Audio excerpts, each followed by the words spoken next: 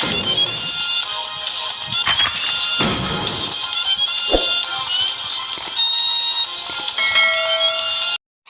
yun na yun guys, iniinit ko lang yung bibigay ko dun sa dinadaanan ko sa Terrelay na homeless.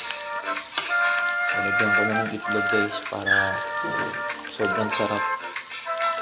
Adobo na may itlog. Lulutuin ko to para sa kanya guys. Yung adobo kagabi, niluluto ko na yun para sa kanya. Kasi lagi-lagi ko siya nadadaanan. So mamaya guys, makikita nyo kung sino yung lagi kong tinutulungan doon sa Terrelay. Sana pag nakadaan kayo doon, nasa bandang kaliwa lang siya. Bahala na kayo guys, kahit anong ibigay nyo, basta mga tulong lang doon. So yun, mamaya makikita natin kung sino yung tinutulungan ko palagi guys. Yun, salamat. So ayun guys, ako nga pala sa YouTube ko, pangalan ko Mr. D. Ngayon guys, pupuntahan ko yung isang tinutulungan ko dito sa may part ng ng Hatinan Terrelay. Ginawa ko tong video na to guys para dun sa mga kaibigan ko na napapadaan dito. Pupuntahan ko na siya guys, nagluto ko ng pagkain kasi araw-araw ko siyang nadadaanan dito.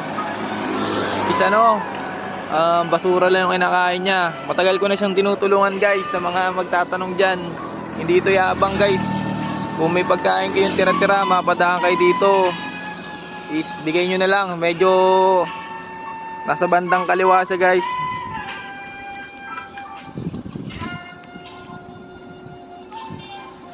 Bandang kaliwa siya guys, kung madadaanan nyo.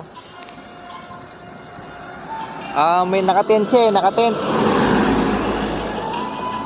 Sige, pupuntahan na natin guys. Wait lang, bibigay natin yung niluto kong adobo na may kanin na may itlog, tapos may saging na, tapos may butchi pa, tapos may Sprite. Bigay natin guys, wait lang.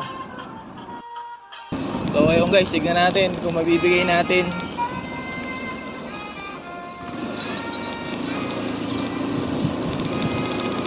Dito lang sa guys, sa may bandang kanan ng papuntang Terrelay. Eto na.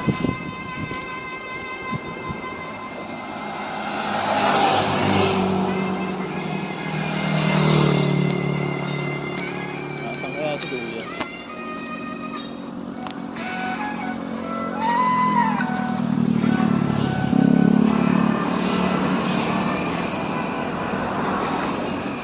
So wala siya guys.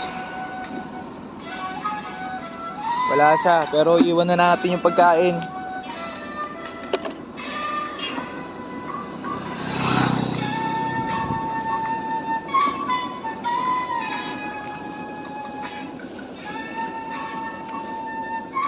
Ito yung pagkain na niluto ko, may biscuits na dyan.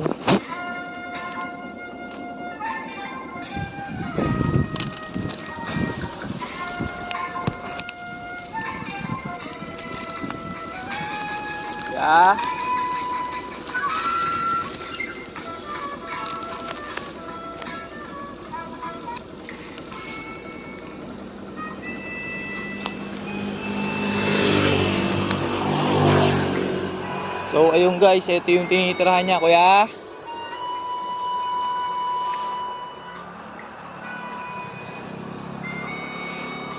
So wala siya dito guys, pero iiwan na lang natin yung pagkain sa kanya. Iiwan na lang natin dito. Ito lang yung tinitirahan niya rito. Iiwan ko na lang natin guys yung pagkain, para pagdating niya, pagkain niya. Yan. Bahala ka na dyan, kuya. Yan guys.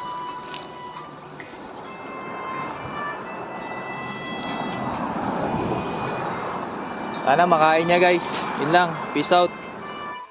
Yun guys, kaya pala wala doon si kuya kanina. Nakalimutan ko, palagi siya naglalakad. Naghahanap siya ng pagkain niya. Kaya okay na yun, goods na yun. Basta mahalaga, nabigay natin. Susunod na lang siguro, may re-reveal natin si kuya. So yun lang guys.